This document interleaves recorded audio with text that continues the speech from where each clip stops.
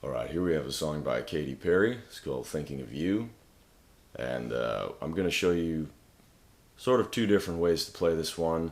Both are slightly simplified from the original version, but one or the other should allow everybody to be able to play this song, which is what I'm going for on this one. So first things first, we're in standard tuning, no capo, nothing fancy at all. Okay, and what I'll do first is show you the first verse, which is a little bit different than the rest of the song.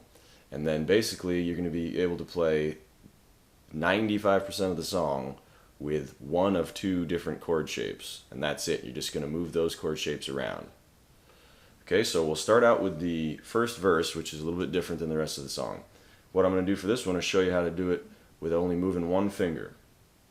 Okay, so first thing, we're going to play the high E string open. Then we're going to play the B string open. Then we're going to use our pinky, and you'll see why we use our pinky here in a second. We're going to use our pinky to play the 4th fret on the G string. High E open, high B, or B open, and G string, 4th fret with your pinky. Okay, so for the first chord, you're going to add the low E string. So you're going to hit the low E string, and then those 3 strings. Okay, and then all you're going to do is you're going to change the bass note, and you're going to keep the top 3 strings the same. So E, low E, open. And then you're going to change that low E to 2nd fret on the A string, B, with your index finger. 2nd fret on the A string with your index finger, and you're going to leave your pinky and the open strings. So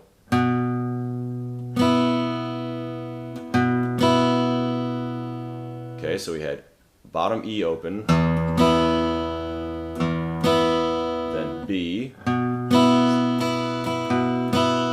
Okay, and now we're going to change that B to the 4th fret on the A string with your ring finger. Okay, and now you're going to change that to simply the open A string. Okay, so for every one of these, you're just hitting a bass note and then strumming the top 3 strings. So we had open E, open E, then 2nd fret B, 4th fret, open. Okay. So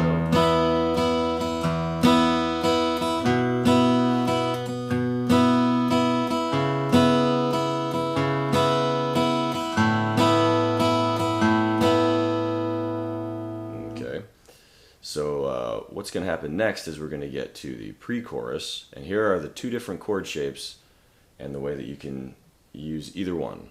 The first chord shape I'll show you is simply a power chord with the B and high E strings open on top of it, like I've showed you in other videos. So we'll start with 2nd fret on the A string with your index finger, 4th fret on the D string with your ring finger, 4th fret on the G string with your pinky, B open, E open. Okay, so 2, 4, 4, open, open. Okay, and then all we're going to do for the next chord is take that exact shape and you're just going to move it up 2 frets higher. Okay, so now we have 4, 6, 6 with the B and the high E open. Okay, now we're going to take that and move it down to where we're basically going down, same shape down, all the way to where the A string is open. Then you have the 2nd fret on the D string, which is now with your ring finger, the 2nd fret on the A string, the 2nd fret on the G string with your pinky, and then B and E are still open. So the reason that it looks like this and not, you know, like this or like this is that you're taking this one shape and you're just moving that, see? And you end up with this, because now instead of your index finger being here, the A string is just open, playing it for you. Okay? So then, okay, and then you repeat it. Okay, and now the final chord of the pre-chorus is the one chord in the song. It's a little bit different than all the rest. And the way that you do that is you're going to take the A string's going to be open still. Then you're going to play the 7th fret on the D string.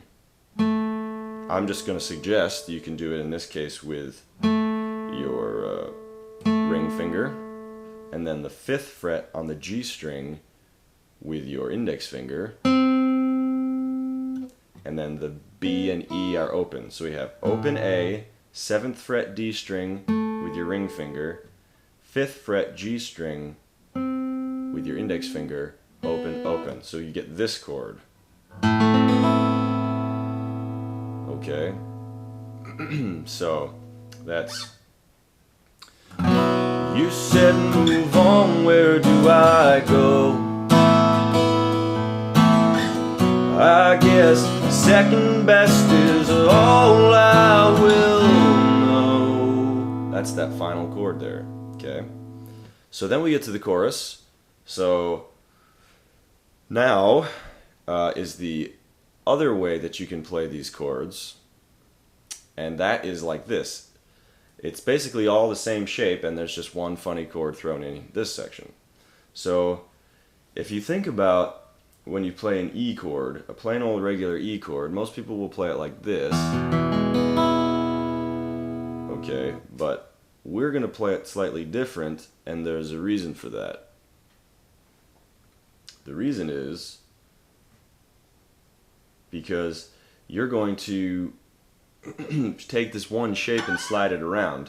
So, for example, when we just played this shape and slid it around, when we got down to here, we still had this shape, even though it made this chord seem like it's fingered kind of in a strange manner. But there was a reason for that. It's because we were sliding that shape around. So the same thing happens here.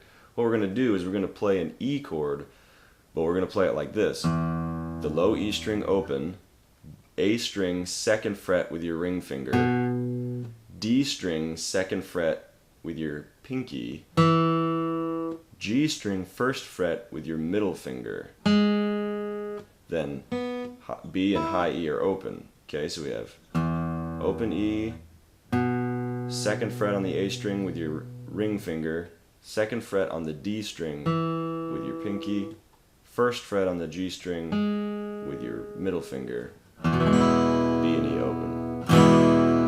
Okay, that's E. Alright, now the reason that we're going to do that is because in a second we're going to slide up to here and here. So the reason is, basically, an E chord is one of these kind of chords that you see, but this is playing what your index finger would normally play on those kinds of bar chords. So it's doing that work for you, but really what you're playing looks like this. Okay, so you're just left with these fingers. So what's going to happen is you're just going to slide that same shape up to here. And the thing is, you don't have to bar every string with your index finger. You don't have to hit the high B, the B and the high E string, because you're going to leave those open for every chord. So